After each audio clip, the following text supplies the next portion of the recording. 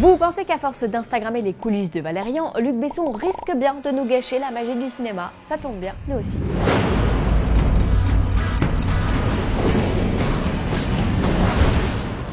Game of Thrones saison 6 sera une grande saison, c'est en tout cas ce qu'ont affirmé Emilia Clarke et Sophie Turner chacune de leur côté. Interviewée sur le tapis rouge qu'elle a foulé, l'interprète de la Khaleesi parle des plus gros moments jamais vus à la télévision, et les récentes déclarations de Sophie Turner dans les colonnes d'Entertainment Weekly vont également dans ce sens, une saison d'anthologie pour Sansa, probablement sa meilleure selon l'interprète de la fille de Ned Stark, qui a également précisé que son personnage allait se révéler et pleinement devenir une femme respectée et ne rien lâcher. Sophie Turner, qui sera très prochainement à l'affiche de X-Men Apocalypse, a également évoqué la série dans sa globalité. Si l'on en croit ses déclarations, cette saison sera marquée par de très nombreux bouleversements. Mais avant d'aller plus loin, je préfère vous prévenir, si vous n'avez pas vu la saison 5, passez votre chemin et retrouvez-nous dans les news en bref. Je disais donc de nombreux bouleversements. Il faut dire qu'entre l'évasion de Sansa et Théon et le retour de Bran Stark, désormais doté de visions étonnantes, si l'on en croit son interprète Isaac Hempston Wright, la suite de la série devrait enfin lever le voile sur certaines intrigues restées en suspens. Sans oublier Jon Snow, sauvagement assassiné à la fin de la saison 5, le personnage pourrait bien renaître de ses cendres au printemps. Étonnant certes, mais les indices semés à droite à gauche convergent tous dans ce sens. Petit 1, Kit Harington a été aperçu sur le tournage de la saison 6. Petit 2, lors de son interview, Emilia Clarke a déclaré que ce qui concernait Jon Snow était énorme. Petit 3, c'est son visage ensanglanté que l'on aperçoit sur le poster de la saison 6 et le teaser se termine de cette façon. Écoutez. We watch, we listen, and we remember.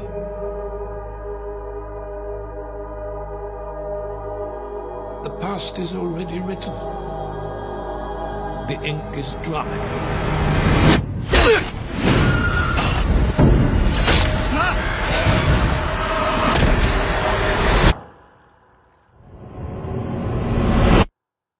They have no idea what's going to happen. Petit 4, Ian McShane, récemment interviewé à son tour, a précisé que son personnage était à l'origine du retour d'un protagoniste que l'on pensait ne plus jamais revoir. Avouez que l'étau se resserre autour de Jon Snow. Toujours est-il que l'attente est à son comble autour de la série, la 4e meilleure série de tous les temps selon le Tout Hollywood. C'est amusant quand on sait que Game of Thrones a bien failli ne jamais voir le jour. Vous la connaissez cette histoire?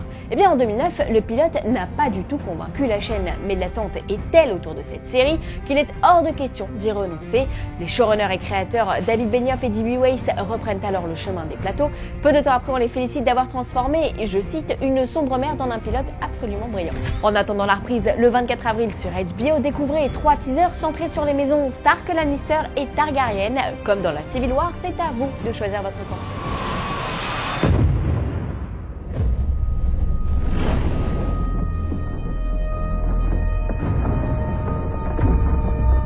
Winterfell is mine. Come and see.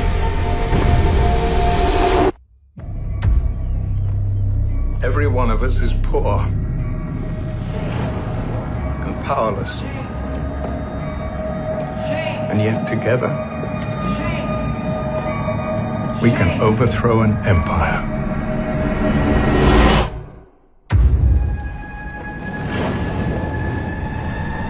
Yevosak. Yorak Mahakesonyeri. Khaleesi Vosi.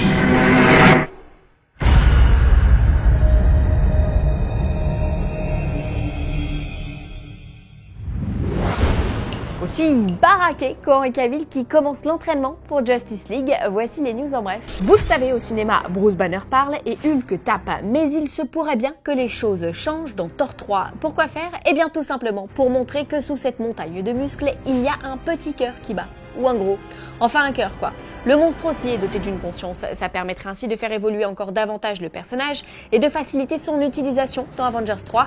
Car il faut bien le dire, il est bien sympa le scientifique de laboratoire, mais pas sûr qu'il soit d'une grande efficacité pour vaincre Thanos. Et puis Hulk qui parle, ce n'est pas nouveau dans la série animée Avengers The Rassemblement. Cela fait un moment que le géant vert peut tenir n'importe quelle conversation. Il n'y a plus qu'à mettre en application. En attendant, on n'a pas beaucoup entendu s'exprimer dans la pub Coca dévoilée lors du Super Bowl. Regardez. Oh boy. Hey Bruce, you don't mind if I just take this last Coke, do you? Thanks, bye!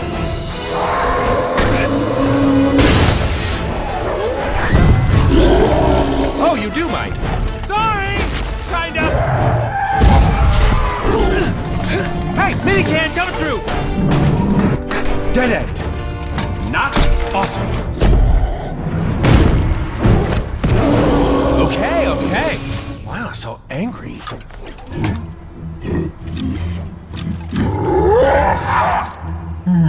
Oh, you poor sad Hulk. Hold on.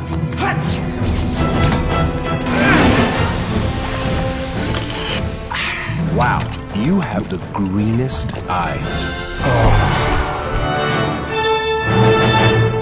Après Game of Thrones saison 6, voici Agent du Shield saison 3. Si vous n'êtes pas à jour, je vous conseille une fois de plus de couper court sous peine d'être spoilé.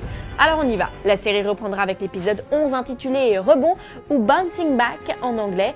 On y suivra Coulson de retour de l'étrange planète Maves, bien décidé à se débarrasser de l'Hydra et de Gideon Malik. Pendant ce temps-là, Daisy et son équipe croisent des inhumains au pouvoir de plus en plus dément et tentent de les rallier au Shield, de quoi nous faire patienter jusqu'au film Marvel calé au 10 juillet 2019. Bah oui, je sais, ça fait long. Aujourd'hui, dans le coin des fans, on répond à Fabien et à cet enchanteur de Merlin qui nous demande des nouvelles de Tintin. Et bien malheureusement, nous n'avons aucune news depuis juin dernier. Jamie Bell avait laissé entendre que le film se tournerait à la fin de l'année, mais à ce jour, nous ne savons rien du projet. À la réalisation, Peter Jackson, qui doit être en train de travailler d'arrache-pied sur la nouvelle adaptation. Et si la date donnée par l'interprète du célèbre reporter est confirmée, nous devrions en savoir plus très bientôt. En attendant, je vous invite à écouter France Culture chaque soir à 20h30. Du 8 au 12 février, Tintin et Milou débarquent sur les ondes. Des membres de la Comédie Française donneront vie à l'album Les Cigares du Pharaon et c'est Noah Morgenstern qui se glissera dans le costume du reporter. Un feuilleton radiophonique à ne surtout pas manquer si vous êtes un grand fan d'Hergé. Fanzone, c'est fini pour aujourd'hui, mais vous pouvez nous retrouver sur YouTube en vous abonnant à la chaîne Fanzone et à la chaîne Allociné.